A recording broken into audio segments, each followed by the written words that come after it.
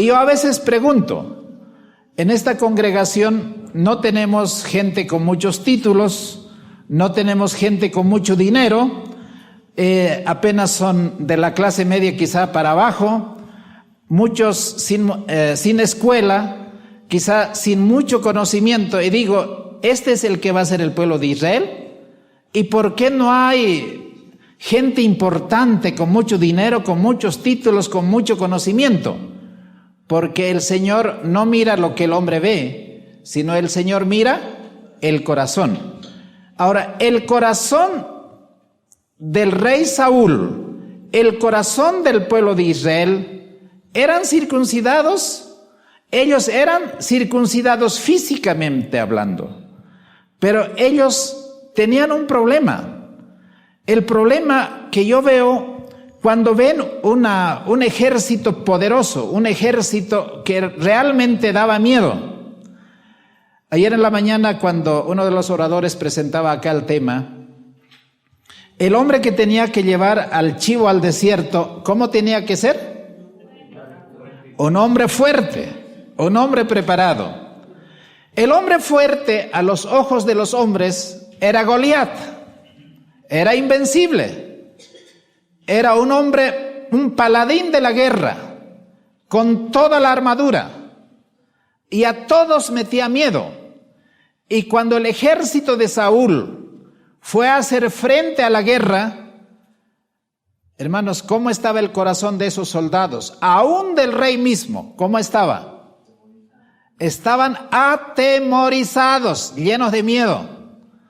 Y entonces no era tan diferente que nosotros. Nosotros también nos parecemos porque ellos no se habían recordado o no recordaban que la batalla no era de ellos, la batalla es de Dios. Entonces, este muchacho, llega David al campamento donde están en el frente de batalla y allí está Goliat, el ejército estaba lleno de miedo.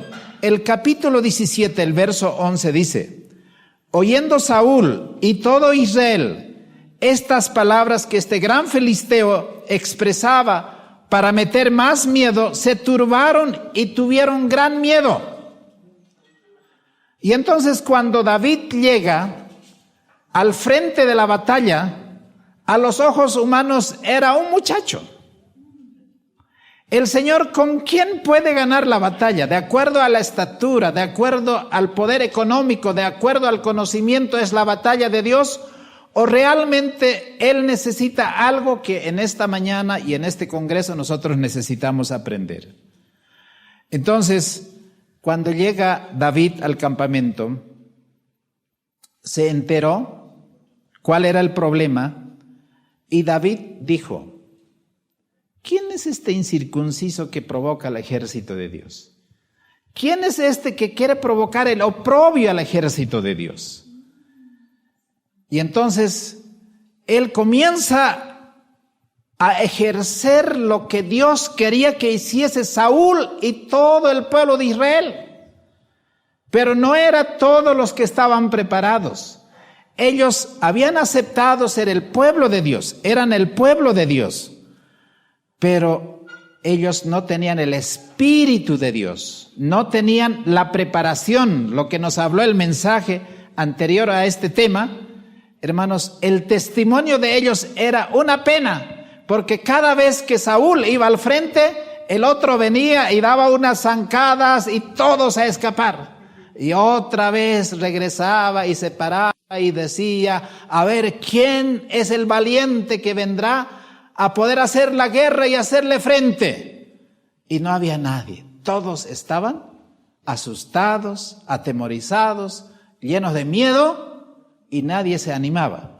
Y de repente llega este muchacho y se entera del asunto, que el conflicto es tan fuerte. En el capítulo 17, el verso 22 dice: y David dejó de sobre sí la carga en mano de los que guardaban el bagaje que había llevado para poder dar la encomienda que su papá había enviado a los que estaban en el frente de la batalla. El verso 23, y mientras él hablaba con ellos, y aquí aquel adalid que se ponía en medio de los dos campamentos, que se llamaba Goliat, el filisteo de Gat salió de los escuadrones de los filisteos y habló las mismas palabras, y David escuchó. Y todos los varones de Israel que veían a aquel hombre, huían de su presencia y tenían gran temor. Y cada uno de los de Israel decía: ¿no habéis visto aquel hombre que ha salido?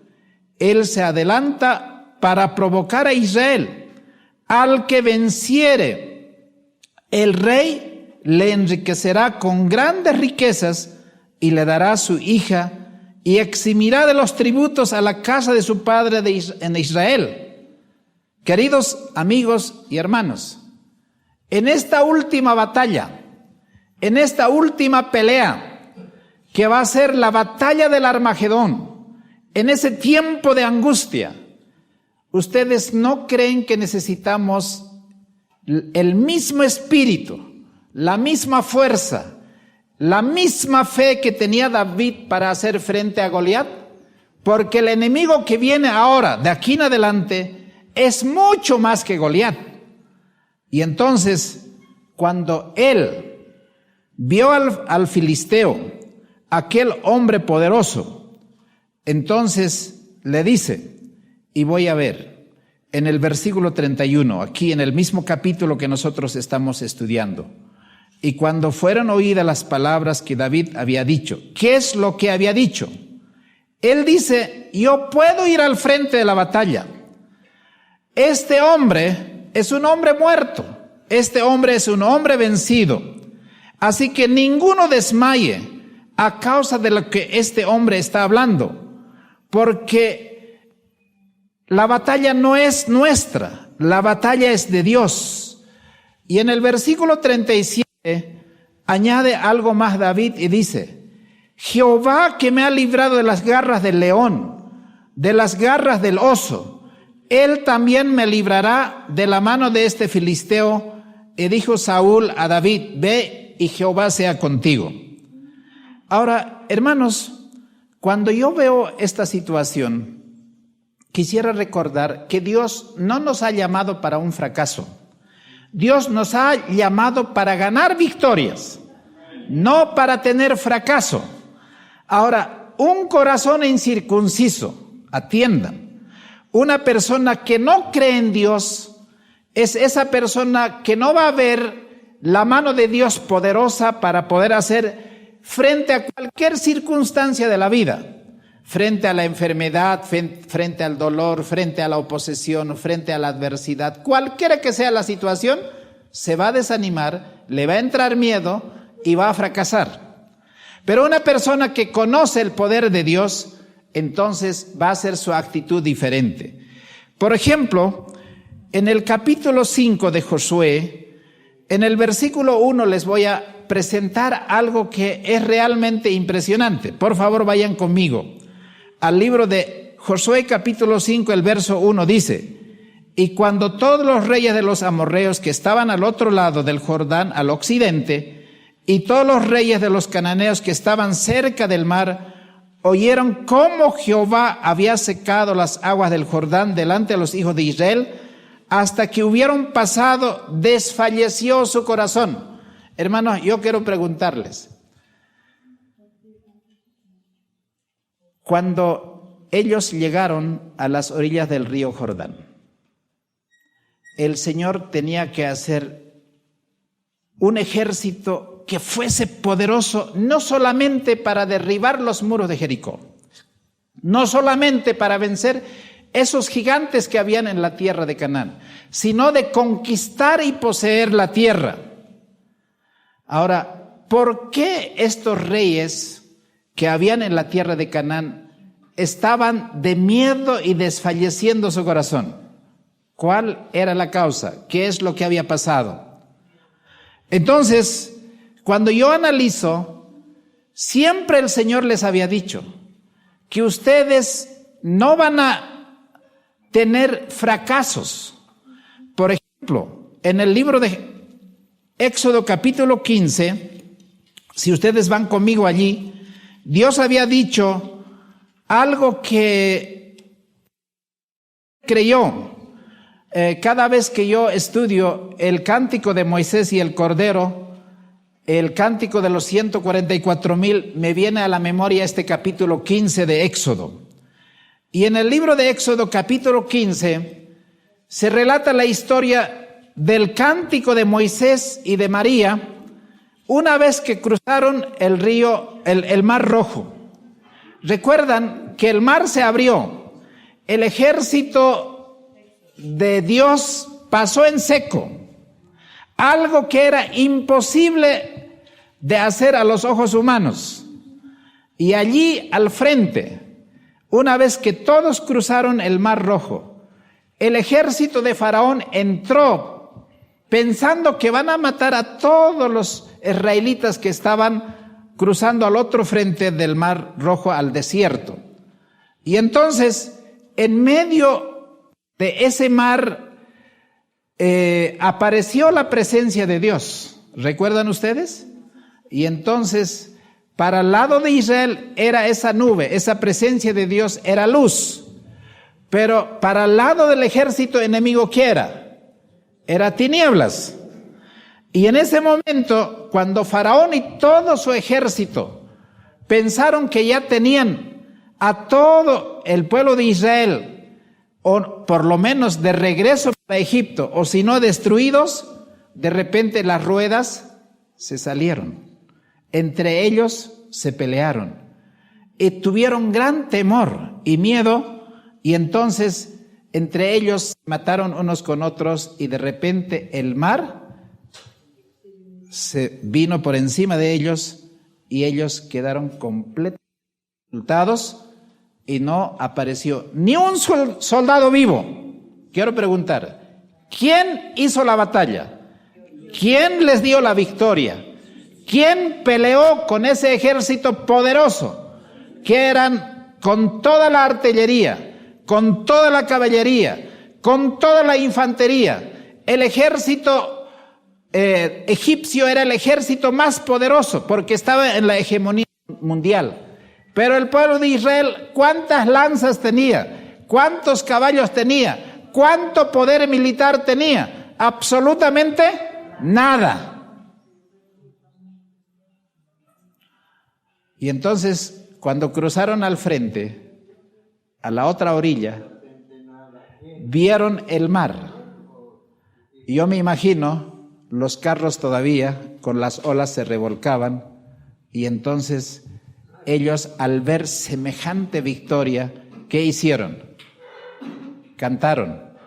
Y ese cántico, ¿cómo se llama en el capítulo 15 de Éxodo?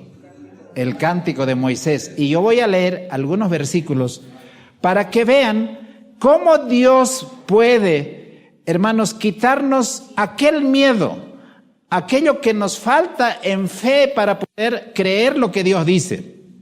Capítulo 15, voy a leer desde el versículo 11. ¿Quién como tú, Jehová, entre los dioses? ¿Quién como tú, magnífico en santidad, terrible en loores, hacedor de maravillas? Extendiste tu diestra, la tierra los tragó. Condujiste en tu misericordia a este pueblo al cual salvaste. Le llevaste con tu fortaleza a la habitación de tu santuario. Lo oirán los pueblos y temblarán. Se apoderará dolor de los moradores de Filistea.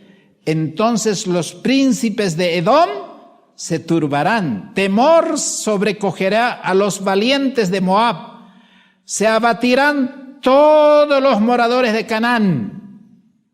Yo quiero preguntarles, los reyes de Canaán, aquellos que poseían esa tierra que fluye leche y miel, al ver la noticia, cómo Dios había dado victoria en el Mar Rojo, cómo Dios les había sostenido con el maná, cómo Dios les había sacado agua de una roca.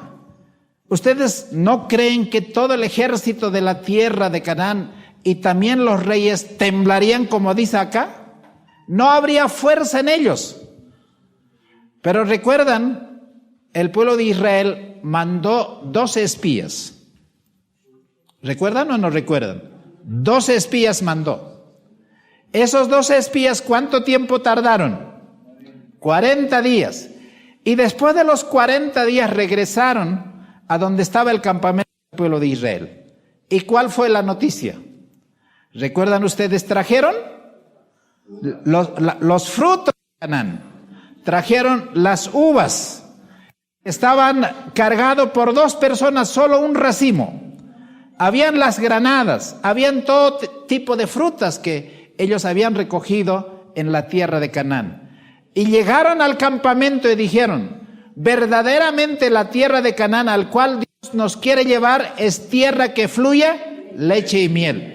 Y aquí está la evidencia. Todos dijeron, qué maravilla, qué hermoso, el Señor nos ama.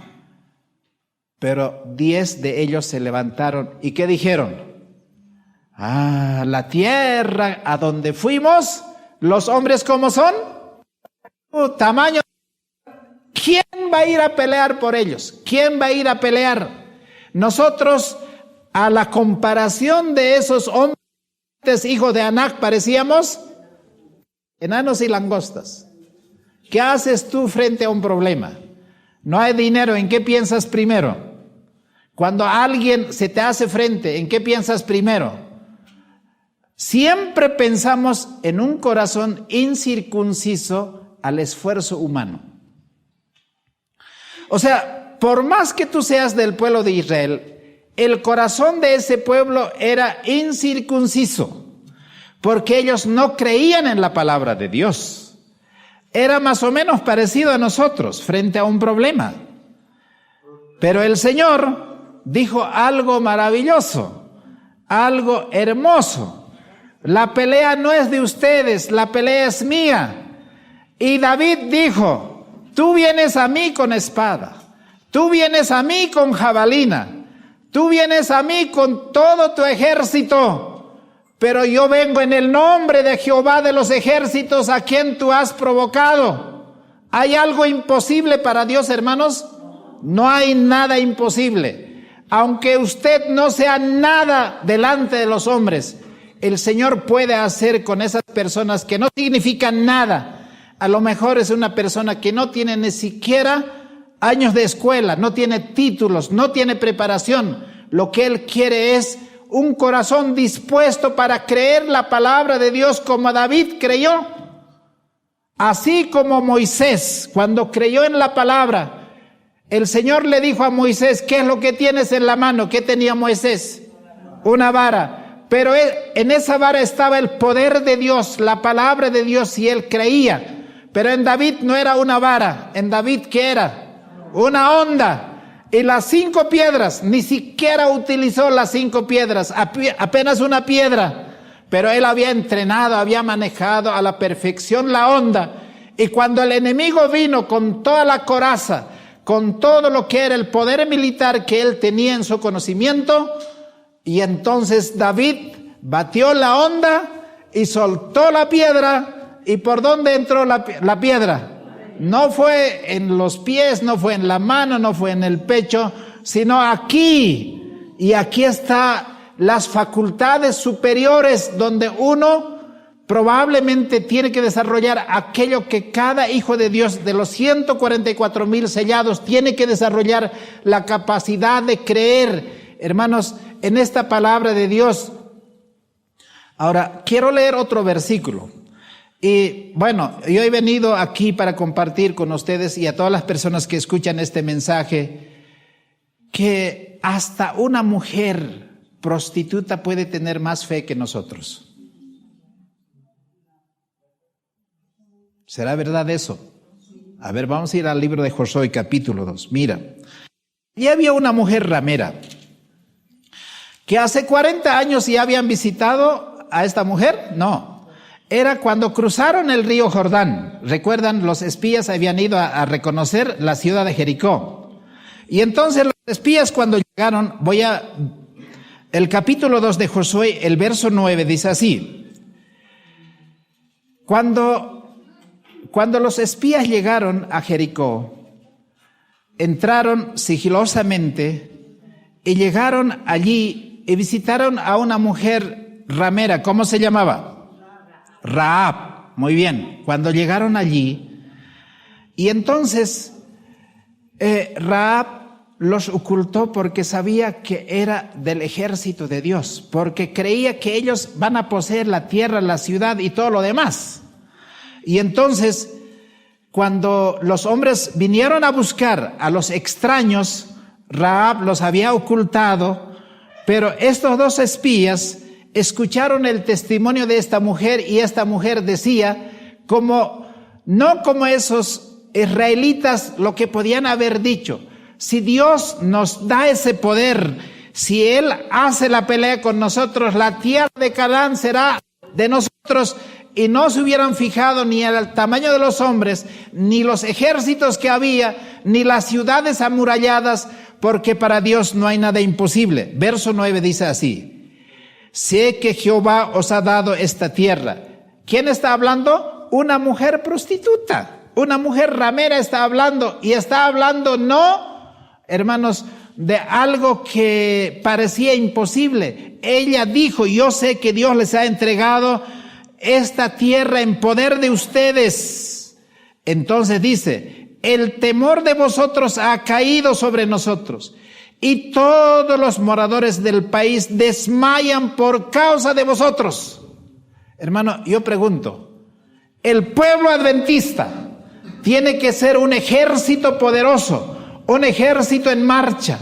Hermanos, tenemos que ir a conquistar almas para Cristo, descubrir verdades, ser nosotros los que vamos a enseñar. Y me gusta algunos testimonios de algunos pastores evangélicos que escuchan nuestros mensajes que hay en las redes sociales o en el canal abierto, y ellos escuchan, como ayer dijo el pastor, para preparar sus sermones, y son sermones poderosos que ellos predican, aunque son pastores evangélicos, pero predican esos sermones adventistas.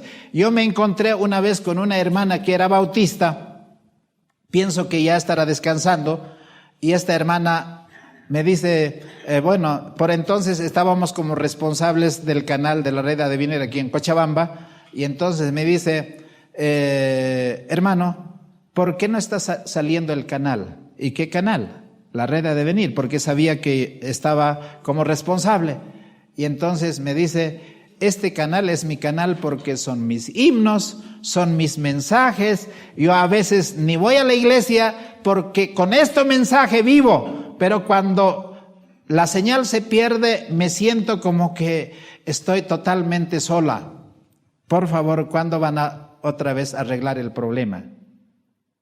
¿Ustedes creen, hermanos, de que nuestra presencia está por demás, sin ningún propósito, sin ningún sentido? Hermanos, me encuentro con una hermana cholita de pollera, cargada sus libros de régimen alimenticio, eventos finales, conflicto de los siglos. Hace 10, 15 años vino una hermana a mi oficina y me dice, necesito más de estos libros. ¿Y a dónde estás yendo a entregar? Estoy yendo a entregar a tal persona, y hay una persona interesada, allí también. O sea, hay personas con un nivel académico de preparación que quizá es menos eficiente que muchas personas en su sencillez de corazón puedan hacer cosas maravillosas, ¿sí o no? Hermanos, en este tiempo nosotros no necesitamos mirar el problema. Cuanto más grande sea el problema, mayor es el poder de Dios, ¿o no? Hermanos, no hay nada que temer, excepto que olvidemos en la manera como Dios ha dirigido en el pasado a su pueblo, también a este movimiento y en la vida misma tuya. Y entonces esta mujer le dice, verso 10, porque hemos oído que Jehová hizo secar las aguas del Mar Rojo. ¿Ya sabían o no? Hermano, impresionante, ¿no? Sabían cómo Dios levantó el pueblo adventista. Yo tengo un amigo que es un amigo de la iglesia metodista.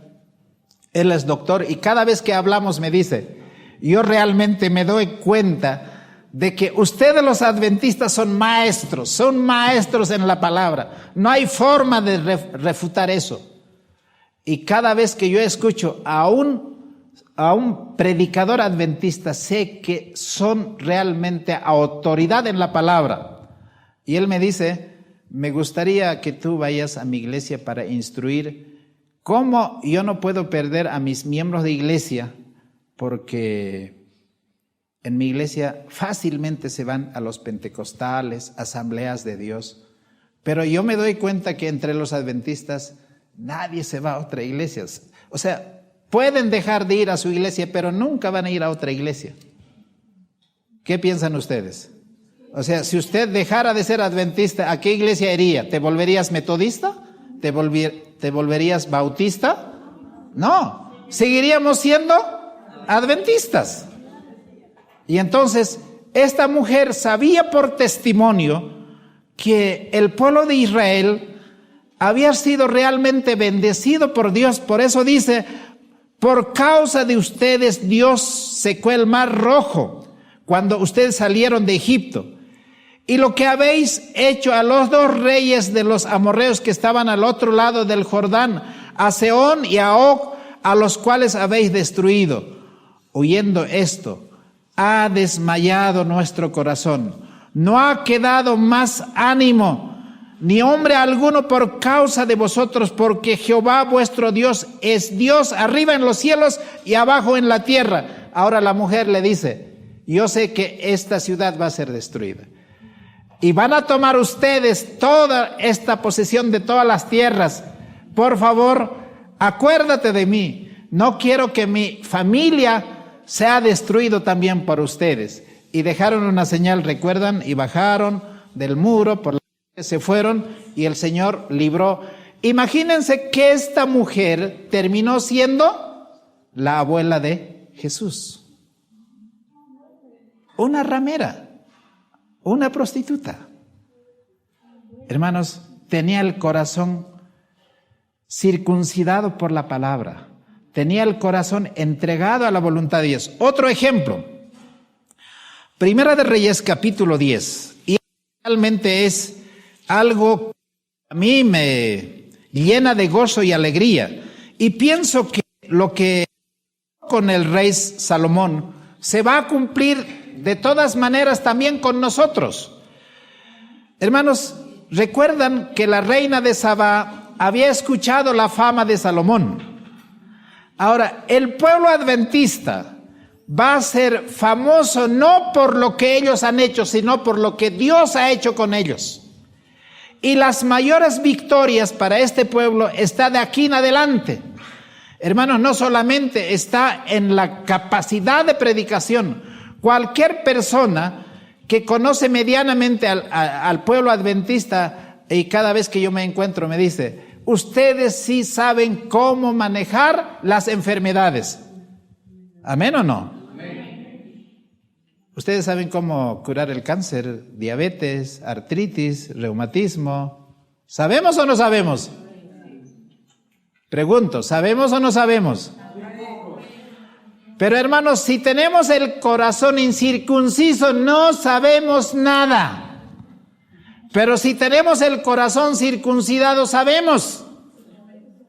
Y me gusta ese mensaje que alguien dijo, si alguien se hace problemas por un pedazo de carne, por un pedazo de queso, ¿qué mayor victoria puede esperar esa persona? Es que no tiene todavía ni siquiera el paladar circuncidado, ni el apetito está circuncidado. Y aquí es la circuncisión lo que importa. Y vamos a entrar recién al tema. Ahora, cuando llegó la reina de Saba a la casa de Salomón, la fama era a nivel mundial. Y el pueblo adventista debiera ser famoso a nivel mundial. Nosotros debiéramos estar a la cabeza y no la cola. Y nosotros copiando las cosas de la cola queriendo ser cabeza. Hermano, no tiene sentido. No tiene sentido. Y entonces la reina de Sabá, cuando llegó, dice, verso 2, vino a Jerusalén con un séquito muy grande, con camellos cargados de especies y oro en gran abundancia. Hermano, no debiéramos estar pidiendo estos pequeños donativos para terminar el templo. Hasta en nosotros nos hace falta la fe. Hermanos, lo que el Señor emprende, cualquier empresa misionera, cualquier proyecto misionero, ¿La obra es de quién, hermanos? ¿La obra es de quién? Y si Él es el dueño de la obra, Él tiene el recurso, tiene el talento, tiene todo lo que Él necesita para llevar adelante. Nosotros solamente vamos a ser los medios por los cuales Dios va a trabajar. Entonces, la reina de Sabá, cuando vio la comida del rey Salomón, ¿se maravilló o no? Mira, verso 5. Asimismo la comida de su mesa, el asiento de sus siervos, el estado de las vestimentas de los que le servían, su maestresala y sus holocaustos que sacrificaban en la casa de Jehová. ¿Cómo quedó, hermanos, la reina de Sabá? No están con su Biblia, hermanos. ¿Cómo quedó? Sin aliento. Esto es maravilloso.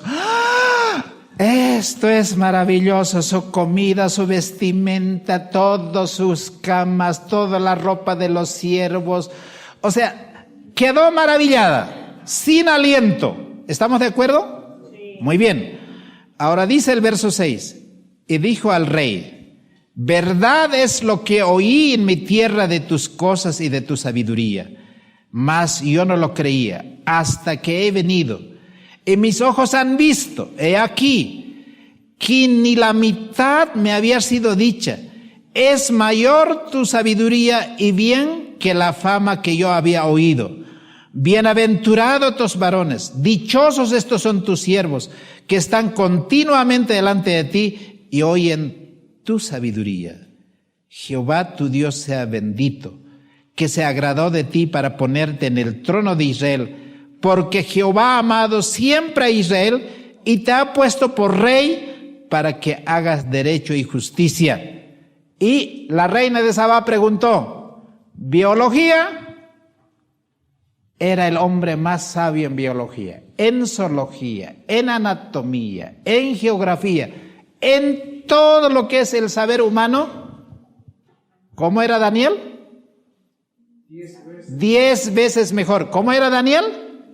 10 veces mejor. Y Salomón también era un hombre impresionantemente sabio, muy sabio. No había otro hombre más sabio como él. El Señor nos ha dicho en Deuteronomio 28, 2 caminos pongo delante de ti. El camino de la obediencia para que tú seas sabio, para que seas cabeza, para que te vaya bien en todo lado. En todo lo que emprendas te va a ir bien, porque el Señor dice, hermanos, si tú guardas mis mandamientos, si tú obedeces mis mandamientos, siempre serás bendecido. Pero también pongo delante de ti el camino. ¿En cuál de estos 2 caminos esta generación del pueblo de Dios creen que estamos andando? ¿En el angosto o en el ancho? ¿Cuál es la evidencia? ¿Qué evidencia tenemos? Hermanos, ¿cuál es la razón? ¿Cuál es la causa de haber llegado a esto? Y yo quiero poner solamente 2 ejemplos.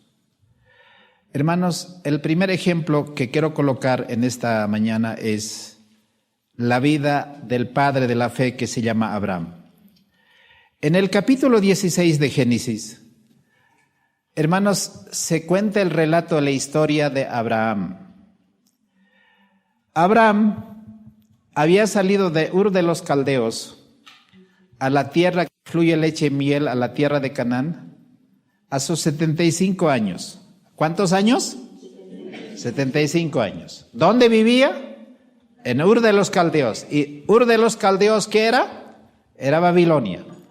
Pero cuando llegó a la tierra de Canaán, había creído la promesa de Dios diciendo que él tendría la tierra y tendría descendencia, que tendría hijo y tendría tierra y tendría la descendencia. Pero cuando pasó 1 año, 2 años, 3 años, oraban por el hijo que esperaban. Y recuerdan que Sara era estéril. Ahora, ¿qué haces tú cuando hay un problema que no nace el hijo? ¿Qué es humanamente lo que hacemos, especialmente las damas? Ayuda médica. Iremos a buscar un ginecólogo, o iremos a buscar un médico porque no puede tener hijo. Pero la mano humana en este caso no funciona. La mano humana no funciona. Y entonces uno comienza a pensar, y generalmente pareciera que las hermanas son más dispuestas a dudar. Y entonces en el capítulo 16 Sara le dice, ya que no podemos tener hijos, yo tengo una sierva. ¿Cómo se llamaba la sierva? Agar. Y le dice, te voy a dar por esposa, a fin de que te allegues a ella y el niño que nazca sea el hijo de la promesa. Hermanos, ¿el corazón de Abraham era circuncidado o no? ¿Pero era padre de la fe o no? Sí. O sea, ¿la palabra de Dios se había perfeccionado en Abraham? No. Porque él había creído en la teoría, pero en la verdad no había creído. Y entonces, cuando acepta la propuesta, dice, ¿está bien? Bueno, es una mujer joven, yo pues voy a tener un hijo, y ese hijo va a ser el hijo de la promesa. ¿Dios obra así? ¿Dios obra así? No. O sea, mezcla la cosa carnal para hacer lo que Él es capaz de hacer sin necesidad de la mano humana. O sea, en el aspecto carnal, sino para que lo que Él ha prometido lo va a cumplir. Y entonces, hermanos, nació el hijo. ¿Cómo se llamaba el hijo? Ismael. ¿Y qué dijo Abraham? Este es el hijo de la promesa. ¿Cuántas veces nosotros hacemos un proyecto netamente humano y decimos, el Señor ha cumplido? Bueno, esta es la mujer que me ha dado, y cuando solamente tú carnalmente has escogido a esa mujer, a ese varón, o has emprendido un proyecto, o has emprendido alguna actividad, pero de acuerdo a tu parecer y no de acuerdo al propósito divino. Y entonces, después de que tiene 11 años el muchacho, Dios le visita otra vez. Él le dice a Abraham, otra vez he venido a hacerte recordar que te voy a dar toda la tierra y también te voy a dar la descendencia. Y Abraham, ¿qué dijo? Hermanos, ¿acaso ya no me diste el hijo? ¿Acaso no es Ismael el hijo de la promesa? ¿Y Dios qué le dijo? No, no es el hijo. Yo te he dicho que Sara va a tener y no Agar. ¿Y ahora qué hacemos? ¿Qué hacemos con Ismael? ¿Recuerdan que Sara tenía problemas con Agar porque cada vez le discutía, le peleaba y le decía, bueno, yo soy la esposa y tú no eres la esposa porque yo le he dado el hijo? Y Sara, que había propuesto a su marido para que se acueste y que tenga el hijo, se arrepentía, pero los arrepentimientos muchas veces son tardías. Y eso era un dolor, un sufrimiento en su corazón. Ahora cuando Dios le dice, no va a ser Agar por el cual yo voy a cumplir mi palabra, sino va a ser de Sara. Y entonces, si ustedes leen el capítulo 17 de Génesis, Abraham dice, a los 99 años voy a tener gozo en mis relaciones con mi esposa y voy a tener un hijo a esta edad. Y que le digan a una mujer de 85 años, te vas a embarazar, ¿qué dirían, hermanas, ustedes? Imposible, imposible. La costumbre se me perdió, las ganas se me quitó, ya no tengo nada para tener un hijo. Era imposible, era imposible. Y entonces Dios le dijo, ¿qué es imposible para Dios? Al año como estas fechas, Sara tendrá un hijo y te voy a dar el nombre. ¿Cómo se va a llamar? Isaac se va a llamar. ¿Y ahora qué hago con Ismael? Señor, por favor, cumplí nomás la promesa en Ismael y no quiero esperar otro hijo. Hermanos, lo que es nacido de carne, carne es. Y lo que es nacido de espíritu, espíritu es. Hermanos, el Señor hizo el milagro en el vientre de Sara. Y yo no sé qué milagro hizo con Abraham, pero ahora cumplió. En ese hijo sería la promesa. Pero hermanos, por causa de haber cometido este adulterio, por haber obrado en la carne, por no haber sido padre de la fe como debería haber sido, porque Abraham significa padre enaltecido y Abraham significa padre de muchedumbre. Ahora el Señor le dijo, vamos a hacer un pacto de aquí en adelante. ¿Cuántos años tenía Abraham? 99 años. Y entonces Dios le dice, ahora prepárate un cuchillo. ¿Y para qué el cuchillo? Hay que circuncidar. ¿Qué hay que circuncidar? ¿Con qué había tenido al hijo? ¿Con qué parte del cuerpo se engendra un hijo? No quieren hablar ustedes, ¿no? Es que tienen miedo o vergüenza. El miembro reproductor del hombre. Y hay un prepucio, una tela que cubre. Y ese significa sinónimo de incredulidad, porque eso es lo que engendró a Ismael. Y el Señor le dice, vamos a cortar eso. Y yo pregunto, hermanos que están medio dormitados, ¿les vamos a circuncidar? Hermano, a mí se me corta con un poquito de cuchillo, cómo duele, ¿no? Y esa parte del hombre es la parte más delicada. Y Dios le dijo a Abraham, vamos a cortar. ¿Y Abraham protestó?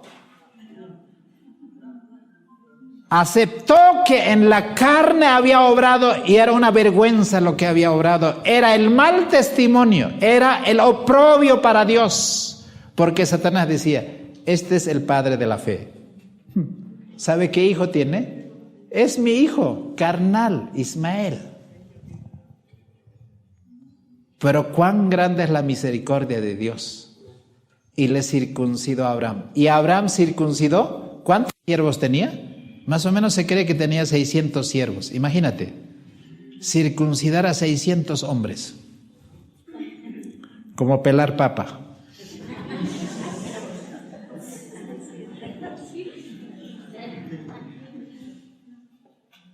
Hermanos, de ahí en adelante, ustedes recuerdan, Abraham era mentiroso. Abraham era adúltero. Cuando no tenía el corazón circuncidado. Pero cuando el Señor le circuncidó, Abraham era, hermanos, de acuerdo al corazón de Dios, así como David, hombre perfecto, temeroso de Dios, apartado del mal, a pesar de la flaqueza humana que tenía. Hermanos, en esta generación tiene que haber una generación así, así. Ahora, quiero terminar. En el libro de Josué capítulo 5, y con esto voy a terminar, para que ustedes ahora puedan hacer una aplicación, y vamos a hacer una aplicación a fin de que nosotros podamos sacar, hermanos, una conclusión. En el versículo 2 dice, en aquel tiempo Jehová dijo a Josué, hazte cuchillos afilados y vuelve a circuncidar por segunda vez a los hijos de Israel. Y Josué hizo cuchillos afilados y circuncidó a los hijos de Israel en el monte de los prepucios. Esta es la causa por la cual Josué les circuncidó. Todo el pueblo que había salido de Egipto, los varones, todos los hombres de guerra, habían muerto en el desierto por el camino después que salieron de Egipto, porque todos los del pueblo que habían salido estaban circuncidados, mas todos los del pueblo que habían nacido en el desierto por el camino, después que salieron de Egipto, no estaban circuncidados. 40 años sin circuncisión, 40 años sin Pascua. Y entonces Dios dice, hemos pasado el río Jordán. Aquí está la ciudad que les ha hecho llorar a los 12 espías y a todo el pueblo. La ciudad de Jericó, que pensaron que eran las murallas impenetrables. y allí vivían los hijos de Anac, y allí más allá estaba la tierra que fluye leche y miel. Allí era la tierra de la gran abundancia. Ahora, no van a entrar incircuncisos a la tierra prometida. ¿Qué tipo de hombres van a entrar? Circuncidados. Ahora, en este congreso hemos venido a afilar el machete, el cuchillo, la navaja. ¿Hemos venido a afilar o no? O sea, de hace 2, 3 días estamos afilando el machete, porque tenemos que cortar toda duda, toda incredulidad, todo aquello que proviene del corazón carnal, y tenemos que aprender a creer que lo que Dios promete, Él va a cumplir, a pesar de que eso no parezca posible a los ojos humanos. Y ese monte se llamó el monte de Gilgal, porque significa el monte de los prepucios. ¿Y sabe cuánto eran? Circuncidar en un día, hermanos, a más de 2 millones de personas. Esa era una carnicería. Y los pobres hombres, todos enfermos. ¿Recuerdan ustedes los hijos de Jacob? Por venganza a Dina, le fueron a proponer la circuncisión. Y allí, cuando estaban en su peor dolor, fueron con la espada y los mataron a todos. Ahora Dios le dice, 1 semana de restauración, 1 semana de sanar las heridas. Yo les pregunto en este congreso, ¿les ha tocado alguna parte que ustedes aman en su hábito, en su forma de vida, en alguna costumbre, y han aceptado el cuchillo para ser cortados o se han resistido, hermanos? Hoy yo necesito, Hebreos 4:12 dice, que Dios tiene la espada de 2 filos. ¿Quién tiene que cortar el gusto? Yo qué sé, por la gaseosa, por el helado, por la leche, por el queso. Usted carnalmente puede decir, yo sí acepto. Bueno, voy a ser de aquí en adelante vegetariano. Es como decirle, hermano, al gato que va a ser vegetariano. ¿Y el gato puede ser vegetariano o no? No. Hay sí gatos que han hecho todo el esfuerzo, hermanos, de gato hablando. Pero al primer ratón que se le pase, no va a perdonar.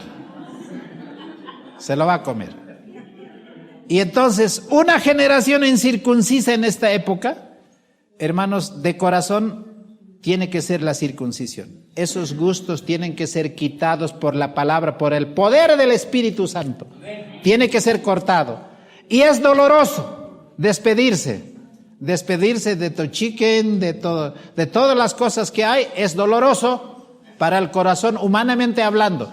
Pero para el Señor no hay nada imposible. Entonces, ¿qué tengo que hacer? Este prepucio de mi paladar te lo entrego, circuncídalo, Señor, porque lo que Él hace es perfecto. Lo que Él hace es completo. Ahora, hermanos, y no solamente el ejemplo de lo que hemos visto, hermanos, cómo Josué circuncida. Hermanos, dice en el versículo 7 del capítulo 5, y a los hijos de ellos que él había levantado en su lugar, Josué les circuncidó. Ahora, yo quiero hacer una aplicación para terminar. Hermanos, el pueblo de Israel por su apostasía no tuvo ni Pascua ni circuncisión. Y nosotros como movimiento adventista, igual que el pueblo de Israel, hemos tenido 2 apostasías. Apostasía alfa, apostasía omega. La apostasía alfa fue en 1888 y la apostasía omega fue en 1955-56. Hermanos, donde hemos cambiado nuestras doctrinas, nuestros principios, muchas de las cosas. Hermanos, y de esa generación, hace 60 años más o menos, todos ya han muerto. Y yo estaba estudiando que la expresión de esa apostasía omega Yo podría mencionarlo al doctor Desmond Ford. ¿Quién era Desmond Ford? Cuando se hizo el libro Preguntas sobre Doctrina, que es el libro más divisorio que ha habido en nuestra historia denominacional, se cambió el concepto de pecado, se cambió la verdad del santuario, y este hombre, Desmond Ford, fue más o menos el resumen de lo que esa doctrina hizo en nosotros como una apostasía. Él nació en 1929, un teólogo australiano, y fue despedido en 1980. Yo por entonces recién estaba simpatizando con la iglesia y yo escuché algunos comentarios que hacían del doctor Ford, y había entre los pastores varios comentarios que hacían. Él negó el juicio investigador y la doctrina del santuario, leyendo el libro Preguntas sobre Doctrina. Y a partir de entonces nosotros tenemos una generación incircuncisa, porque hoy día queremos más parecernos en la adoración a los evangélicos, en la escuela a los católicos, en la comida a los mundanos, en la justificación por la fe, más o menos una teología católica, evangélica. Hermanos, la doctrina del juicio investigador lo hemos perdido. La doctrina, hermanos, del concepto de pecado hemos perdido.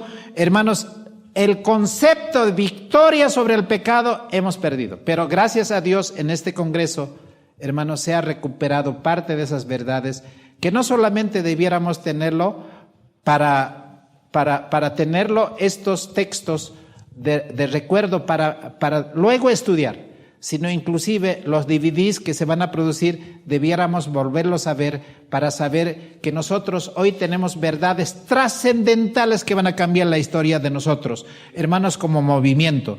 Hermanos, Desmond Ford negó el sellamiento al tiempo del fin, la naturaleza humana de Cristo. Hermanos, junto con el anglicanismo, no sé si ustedes recuerdan Geoffrey Paxton, en 1960 y con el doctor Edward Happenstall, introdujeron el pecado original dentro de la iglesia adventista.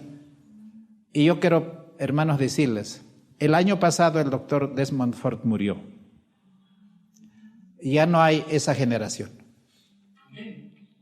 Ha terminado la generación de los incircuncisos.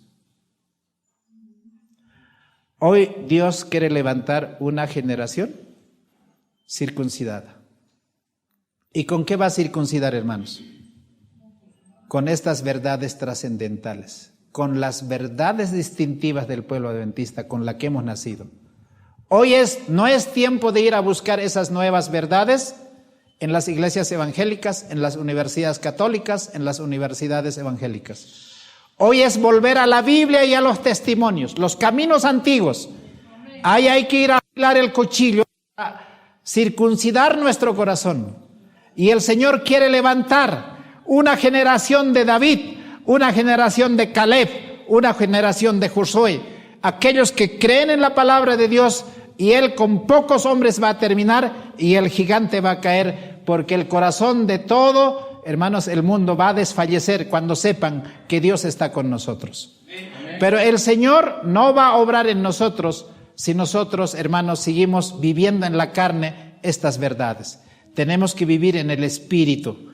Hermanos, el viento no sabe de dónde sopla, pero ves el efecto.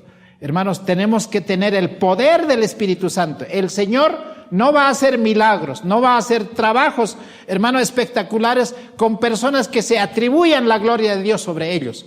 Hoy necesita una generación que no se precie por su poder, por su sabiduría, por su economía, sino por el poder del Evangelio de Jesucristo. Hermanos, hoy tenemos una verdad preciosa, el mensaje de los 3 ángeles. Esa es la única verdad que va a hacer, hermanos, la circuncisión de nuestros corazones. Y esa es la verdad que el diablo no quiere que hoy se escuche en los púlpitos. Hoy hemos venido a recuperar esta verdad. Hermanas, ustedes dirán, a mí pues no me pueden circuncidar porque yo no soy varón. Hermanos, el libro de Deuteronomios, el capítulo 10, verso 16, y ese es el último versículo con la que voy a terminar. El libro de Deuteronomios, capítulo 10, el verso 16, dice así, hermanos, para que no vean de que solamente los varones tienen que circuncidarse, sino que también las mujeres tienen que circuncidarse. Y dice así, circuncidad pues el prepucio de vuestro corazón y no endurezcáis más vuestra cerviz. ¿Qué necesitamos circuncidar?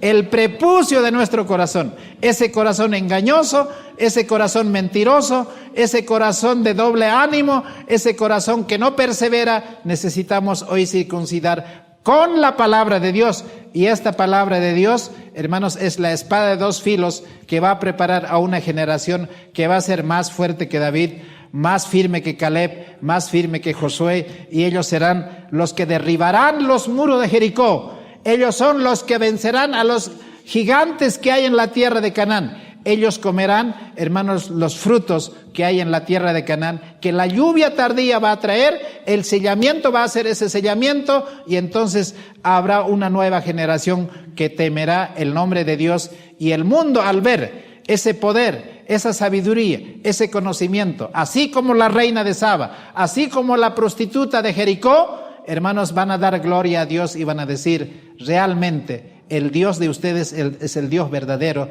y nosotros sabemos que ustedes van a terminar en la lucha entre el bien y el mal en este conflicto, y el Señor nos dará la victoria y su nombre será glorificado.